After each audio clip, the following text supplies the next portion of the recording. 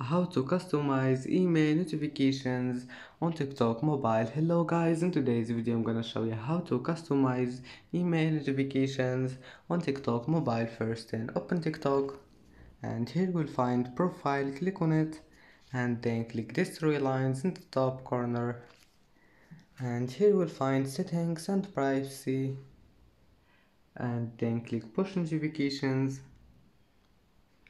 and scroll down. Here you will find email notifications. Click on it, and as you see here you will find customize notifications. Here you can customize email notifications, just manage anything you want and go back. And that's it for today's video.